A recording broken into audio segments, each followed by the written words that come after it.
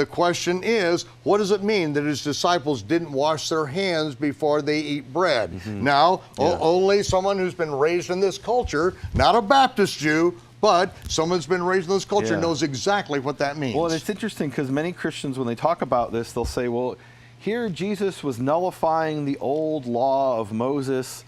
And I hear that, I'm like, what are you talking about? Where in the Torah of Moses does it say to wash your hands before you eat bread? That is specifically identified in the oral law as what are called takanot, which are takanot are these reforms that change biblical law, and there's a very clear distinction. I grew up with this distinction. There's mitzvot deoraita, commandments of the Torah, and mitzvot derabanan, commandments of our rabbis. Now, commandments of the Torah in rabbinical speak doesn't necessarily mean it comes from the Torah. It means the rabbis read that from the Torah, whereas the commandments of the rabbis have no basis in the Torah. They're simply things where the rabbis enact a new law. They make these new takanot, these new enactments, and you are bound by those in some ways more than you're bound by the Torah itself. For example, there's a passage in the Tractate of Eruvin in the Talmud that says if you violate a commandment of the Torah, the punishment is lashes. If you violate the takanot of the rabbis, the punishment is death. So in some ways, it's more severe and more intense, your required observance of these man-made laws of the rabbis. So washing the hands, the whole concept of hand impurity, in the Tanakh and the Torah, there's no such things as your hands become ritually unclean.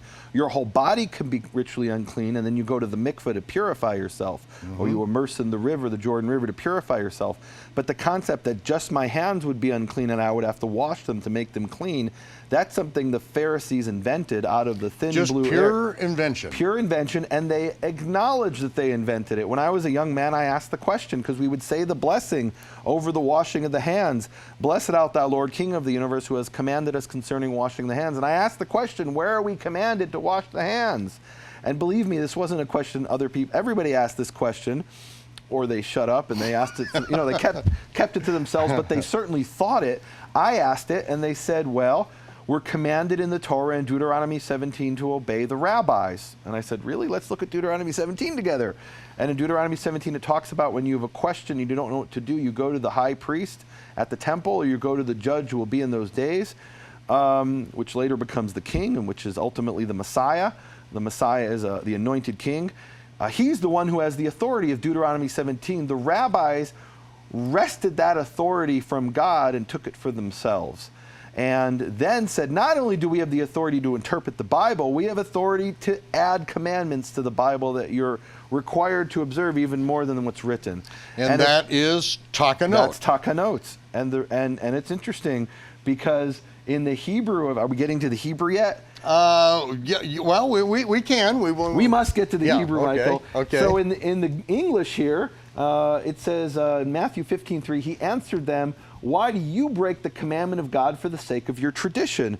Which it's quite clear that for anybody coming from a rabbinical background, that washing the hands is not just a tradition, it's takanot. It's these man-made laws that the rabbis imposed upon the people. Right, it's not tradition like we would think of turkey stuffed with dressing on Thanksgiving. And there is a category of tradition like that in rabbinical Judaism. It's called minhag. And minhag is a different sort of thing, like wearing the kippah, the skull cap. That is a minhag. It's not takanot, although maybe it has become over time.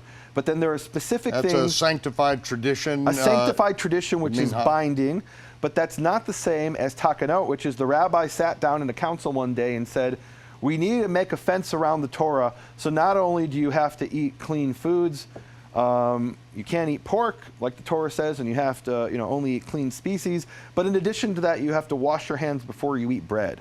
That's a new commandment that they sat down and created. And you can eat other things and not wash your hands, but before eating specifically bread, right? You have For to example, wash before you eat fish, you wouldn't be required to wash your hands. It's not a physical cleansing of the hands.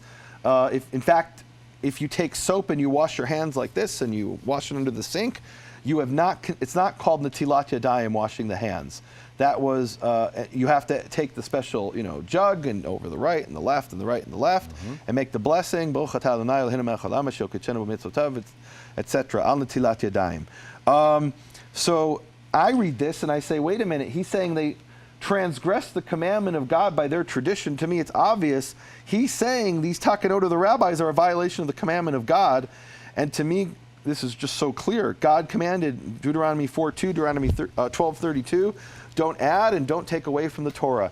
Adding a commandment to wash your hands is no different than abolishing the Sabbath. It's you adding and taking away is forbidden in the same verses. And from it seems like what he's saying to them is, you've added to the Torah, and that's no different than taking away from the Torah. You violated the commandment of God by your takanot. And the amazing thing is in the Hebrew Matthew, where it says here tradition, it actually says takanot. Takanot. That's unbelievable. Which is legally defined. I mean, Encyclopedia Judaica tells you exactly what it is. It's a technical term. And actually, this is George Howard's Hebrew Matthew. Let's open this up here. Matthew chapter 15, verse 3. Let me read this. Okay. It says, all right. Let's see. It says, You need some glasses here? I'm getting to that age, Michael, where I need the glasses to read. All right, wow. And the scales have fallen from my eyes. It says, Az ba'al Yeshua hachachamim v'aprushim v'yomru elav lama ovrim talmidcha takanot harishonot. You can even hear it, takanot. Why have your disciples violated the ancient takanot? Shehem enam rochatzim yidehem kodem ha'achila, because they don't wash their hands before they eat bread. Vayomer lehem Yeshua. So they're identifying it as takanot in the Hebrew Matthew. That's awesome. Beautiful. Vayomer lehem Yeshua velama atem ovrim ma'amarei ha'el ba'ad takanotechem. And Yeshua said to them, and why do you violate the words of God for your takanot? Ma'amarei ha'el, the words of God for your takanot.